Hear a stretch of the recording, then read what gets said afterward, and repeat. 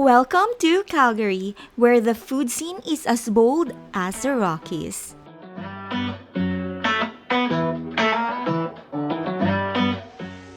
I'm Sunshine. And I'm Mark. And today, we are wandering into Kalesa Grill, an exciting new addition of flavor in this city. Join us as we dive into authentic dishes, meet the folks behind the new flavor, and discover why this is a must visit. If you're craving something warm, soulful, and refreshingly unique, Kalesa Grill is the spot to be.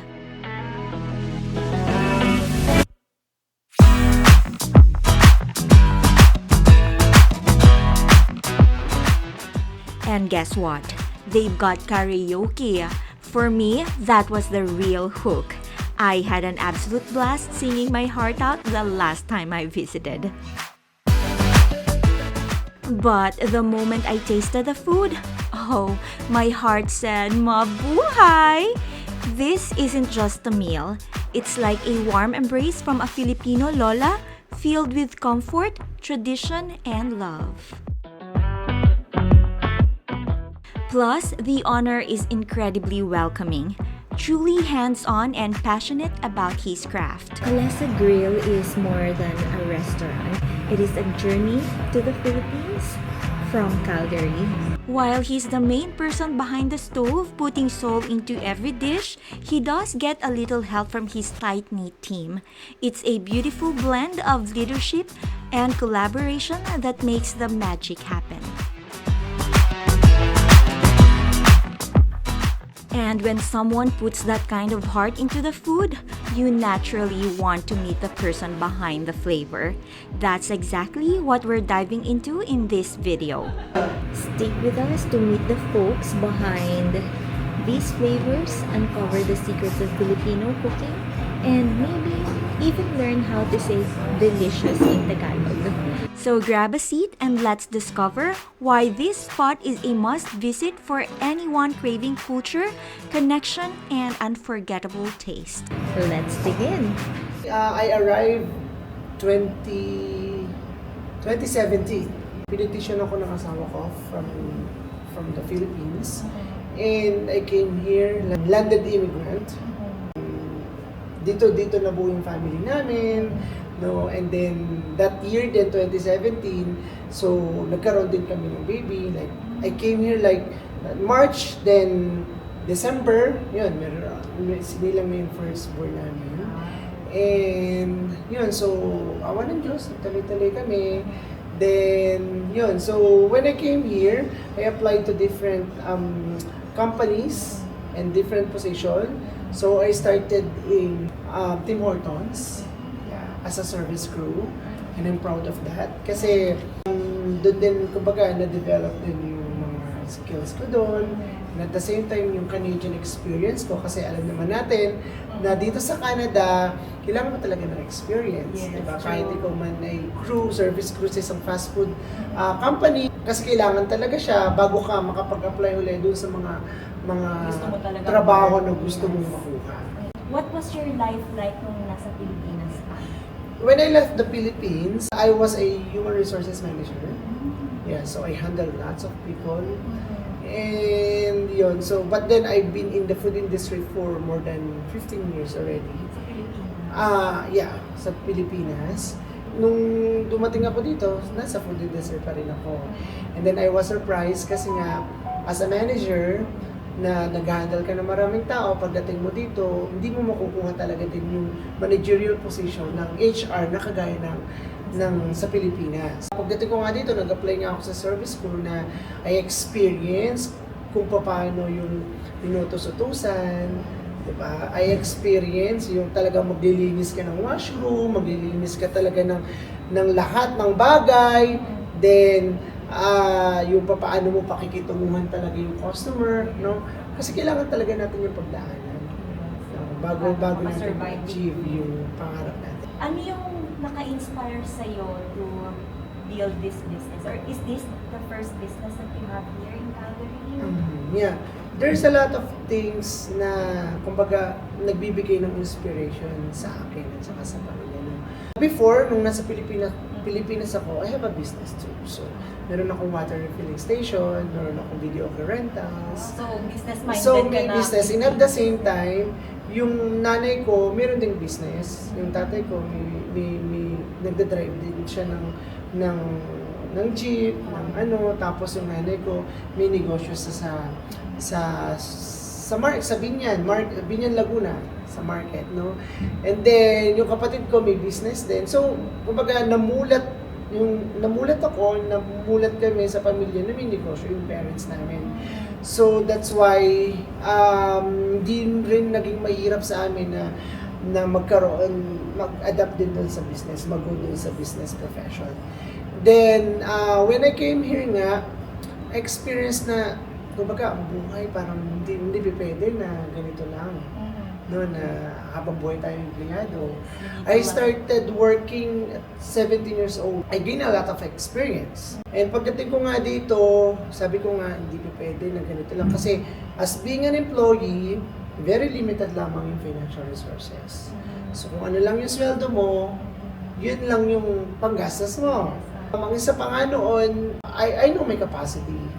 I know yung skills na meron ako. So, and I help my employers kasi I work also here as a HR specialist, and I work my employer para mag-grow yung business niya. Sa akin, why not gamitin ko yung skills ko, yung knowledge ko, to build my own business dito sa Canada, di ba?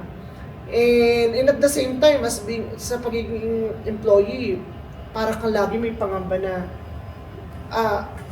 magtatagal ba ako dito sa business, sa ano na to, kumpanya na to? Baka ma-lay off. Kasi as human resources, I experience na mag-fire ng tao. I experience na mag-lay off ng tao. So, baka mangyari din to sa akin in the future. Diba?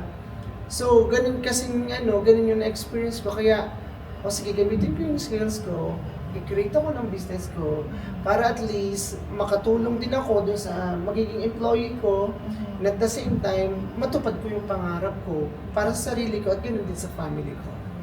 And ito yung first na business? Meron kaming business. Yung first business namin yung The Red Box Gourmet. So way back 2020, nung in-establish namin yung The Red Box Gourmet, it's cake and pastry and bake shop. No? So, bakery, also dito to sa Randallhorn Drive. And actually, we started yung as a home bakers. And because we are renting a commercial kitchen that time. And then, after a month, naka-acquire nga kami ng pwesto during the pandemic. Kaya very challenging yung mga panahon na yun kasi napakahirap mag-establish ng negosyo during the pandemic time. Anong month yun? December kami. December 2020. Yeah. And then, ayun na nga, medyo mahirap i-market, ano ba yung magiging form ng business namin. And that time, mostly delivery kami. Yun ang pinasok namin, mag-deliver. To ensure na safe. Yeah. And aside from that, actually, meron pa kaming isang business namin, yung Don Felix Foods. Frozen goods naman niya, frozen products. Panisa, Tocino. Nice. Yeah, so we are distributing that to different Filipino supermarket, Filipino remittance center. Oh, wow. Until now? Until now, we're doing that. What challenges did you face as a Filipino entrepreneur dito sa Calgary? And paano mo yun na-overcome to reach this stage of your business right now? Yeah. So there's a lot of challenges that we experienced before establish our first business. Number one nga dyan is yung financial. Diba? So saan ka kukuha ng puhunan? Ang hirap-hirap no? Marami namang nagpapautang na bangko, kaya nga lamang, maraming mga paperworks na kailangan mong patunayan sa kanila. Kailangan may maganda kang credit history, background. So madami talagang challenges. Buti na lang, may family kami na tumulong sa amin, yung family namin from the Philippines, family ng asawa ko. So, pinairam nila kami ng pera na pangpuhunan namin para doon sa business namin. And at the same time, yung tinulungan din kami noong binilhan namin ng pwesto, noon din naman agad-agad nila, sa Red Box, hindi naman agad-agad nila na pinabayaran. So, meron kaming installment na ginawa. Tapos yun na nga, yung pera namin from the Philippines, and may konti kaming naipon kasi nga doon kami nag-start pa lamang sa home-based business. So may konti kami naipon, pinandagdag namin yung doon sa puhunan namin hanggang sa pinaikot-ikot lang namin yung puhunan, yung pera namin. And then yun, so nagtuloy-tuloy naman. Yung parang mga longganisa niyo, naka-display ba yan somewhere sa Calgary? Yeah, so may mga selected Filipino stores tayo na pinagde-displayan ng mga longganisa natin. Tocino, yung Sibulichon, na frozen. Sa inyo yun? Parang nakatikim kami noon. Yeah, na frozen. Oo. So yun, so Don Felix Foods yun. Naka-distribute yun sa mga selected Filipino. Kasi nga, inaano pa namin yung production namin para lumaki siya. Yeah. You wanna name the selected Filipino stores? Sure. So, meron tayo dito sa South. Meron tayong RNG Pinoy. Meron sila doon products natin. Yung Francesa Filipino Store sa Maysinok. Meron sila doon sa Manila Convenience Store. Meron din sila doon na mga products natin. Suerte Filipino, Remittance Center. Meron din tayo doon mga Don Felix products. Oh, that's nice. How do you incorporate Filipino culture or tradition sa business? Napakadali nun eh. Yeah, Kasi actually, ang lahat ng products natin is Filipino talaga. Yes. Kaya talaga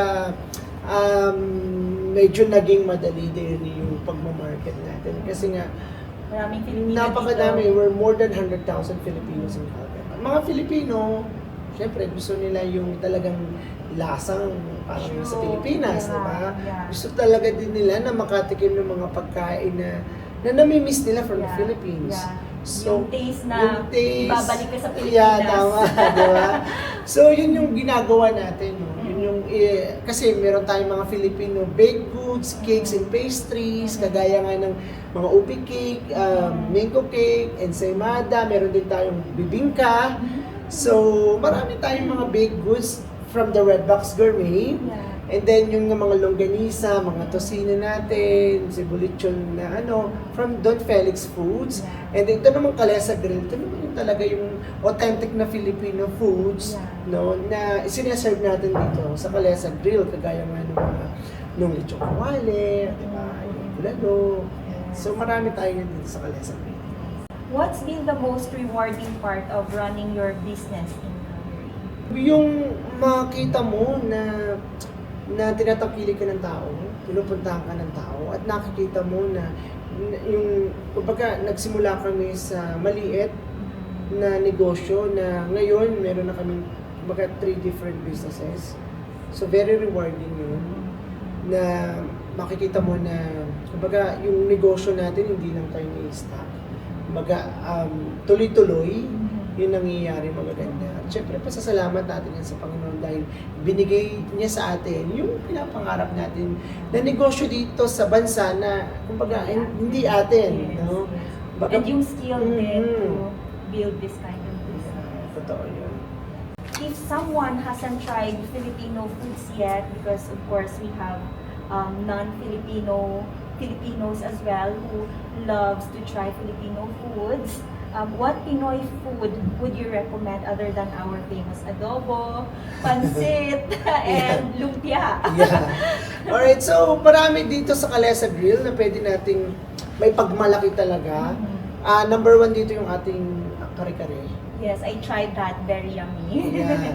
So napakasarap po ng kare-kare namin dito. Isa ito sa produkto na matagal na nating minana sa mga kanununuan pang mga Pilipino na nagluluto, na ngayon ay mas pinasarap natin, mas pinalasa, kumbaga mas pinayami. Yes. No? So yun, so mas maganda na matry yun ng mga hindi mga Yes. Pilipino. Even yung natin, kaldereta, meron tayong beef kaldereta din dito, napakasarap din. And that is one of the best sellers dito sa Kalesa Grill. Na-try din namin. Na-try Yun ang ko. in-order namin last Salamat. time. Yes, masarap din yun. Actually, lahat ng tinry namin last time, nung pumunta kami dito, masarap. Ay, thank you po. What Filipino dishes or flavors do you feature in your business, and how have you adapted them to appeal to Calgary's diverse food scene? Yung something na alam mo na yung other cultures magugustuhan nila. Yeah. So meron tayo yan dito sa Calesa Grill. Number 1 dyan yung ating chicken inasal. No? Kasi even yung other nationality, They love barbecues. they love barbecues. Yes. They love grilled chicken. Yes. So, actually, yung chicken inasal natin dito sa Calesa Grill, napaka-famous yan. Kasi hindi lang talaga yung mga Pilipino yung kumakain yan. Even like yung mga Africans. Yan. So, yeah, pag pumunta sila dito, alam mo na bibili sila ng chicken inasal. Yeah. No, and then you have to explain to them what is that, the chicken inasal is. And you have to tell that is a grilled chicken. But in the Filipino, it's chicken inasal. It's what we call chicken inasal. So, yung barbecue natin na Filipino style, na medyo manamis-namis. So, yun. So, gustong-gusto rin yan ng mga ibang lahi na kumakain dito. Yung pansit. Yeah. Gusto nila, no? Yeah, actually, Oo, yeah. Gusto ng ibang lahi yung pansit ng Pilipino. I think diba? that's their favorite, di ba? Yeah, so marami dito sa Calesa Grill na paborito ng ibang lahi. So what's the most popular Filipino dish among your Calgary customers? And what's one dish you wish more people would try? Masarap yung namin, yung siomay namin. So, napaka-famous din yan sa Red Box, and then dinala lang namin yun dito sa Calesa Grill. So, mas masarap, mas maganda rin guys, na tikman nyo yung napakasarap naming siomay. Ganon din yung chop suey namin. No? Kasi, yung mga Pilipino, meat lover eh. Minsan, hindi na talaga nila nasa-set aside yung gulay, di ba? So, i-try nyo guys, i-try natin yung aming napakasarap na chop suey para naman, masatisfy din yung inyong cravings pagdating sa healthy mga... din. Yeah. Healthy. Ayun, so yun yung mga ilan ng mga products natin na kailangan nilang i-try. What's a personal or family recipe you've brought to your menu, and what is the story or memory behind it? Some of our recipes here at Calesa Grill are from my mother's-in-law recipe. So she's a yung father-in-law ko ay isa siyang Cebuano. And then yung mother-in-law ko Ilongga. Yeah. So yung chicken inasal namin, that's the recipe of my mother-in-law. Yeah, I love that. Yeah. And then yung father-in-law ko naman, sa kanyang recipe naman yung aming sibuchon, yung sibulechon. So yun, so kumbaga nag-visit lang sila. I remember like 2 years ago, 1 year or 2 years ago, nag-visit sila dito para alagaan yung mga anak namin. No? Kasi nga sobrang busy namin sa Red Box. And then, naalala ko na yung mother-in-law ko, kasi birthday niya, nagluto siya ng sibutyon. At yung sibutyon na yun, syempre nag-invite kami ng mga bisita. Nagustuhan nila.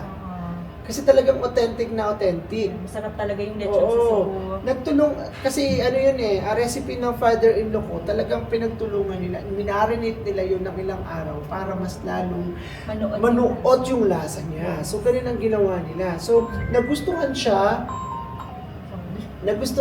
ng mga bisita, kaya naman nagkaroon kami ng idea, sige, why not na mag-establish tayo ng another business na kung saan mag-offer ng sibutyon. Which is, yun nga yung Don Felix Foods. So yung Don Felix, from my father-in-law's name, Felix. Siya Siya si yun.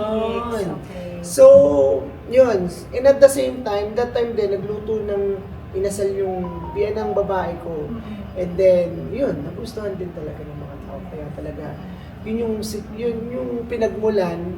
So parang happy accident siya na, gusto nila itong recipe na ito. Serve natin. Yeah. So, sinerve namin yan. So, ngayon, sineserve namin yan dito sa Calesa Grill. How long na ba to open si Calesa? So, we opened like last March, this year, March 2025. So, it's like 4 months old. 4 months old na siya. Oo. So, yeah. So, bakit Calesa? Ang Calesa Grill, I remember kasi nung mga bata kami, alam mo yun, may mga kinukolekta yung tatay ko kasi nga nagdadrive siya ng jeep ng mga kalesa na may kabayo. Yung parang toys? Yan yung mga laruan, di ba? Siguro may nabili yun sa or nabili sa kanya. So yun, so I remember that, and at the same time, Pilipinong-Pilipino kasi yung kalesa, di ba? Yes. Pag sinabi mong kalesa, talaga, Yeah. talagang Pilipino Memory niya, kultura. oo, yeah, cultural memory ng mga Mhm. Pilipino. So, kaya naisip namin na, sige, gawin natin kalesa. So please invite our viewers to eat in your restaurant. Ayan, so first, thank you so much, Wonder Shiny. Ayan, so for having this opportunity na ma-interview kami or ma-interview ako dito sa iyong vlog. And of course, iniimbitahan ko po kayo na pasyalan po kami dito at tikman ang mga masasarap naming mga sinaserve dito sa Kalesa Grill. So authentic na Filipino foods. So try nyo po yung napakasarap naming chicken inasal at ganoon din po yung kare-kare namin, bulalo, yan po yung mga Lahat best seller na. namin na products dito. Yes. Pasyalan nyo po, no? Ganon din yung aming bakery po dito sa Randallhorn Drive, yung The Red Box Gourmet. Try nyo po mga masasarap namin mga cakes, mga ensaymada, yung famous naming ensaymada, bibingka, egg pie. So, tikman nyo po yung lahat at suportahan po natin ang mga maliliit na negosyo po dito, negosyo Pilipino dito sa Calgary na kagaya po namin, para po kumbaga magbalik tanaw tayo, no, malasahan natin yung talagang mga authentic na products, no, na sa Pilipinas lang natin matitikman ngayon, matitikman na natin dito sa Calgary. Yan. So, puntahan niyo po kami dito, try niyo mga pagkain namin dito sa number 15, 3220 5th Avenue Northeast, Calgary, Alberta, or kontakin niyo po kami sa 587-496-4093. Sa Kalesa Grill at sa The Red Box naman po ay yung 1-803-725 Randallhorn Drive, Northeast, Calgary, Alberta, or you can contact us at 403-457-7269. So maraming salamat po sa opportunity na ito at pasyalan niyo po kami dito. Nice. This is their ensaymada from Red Box.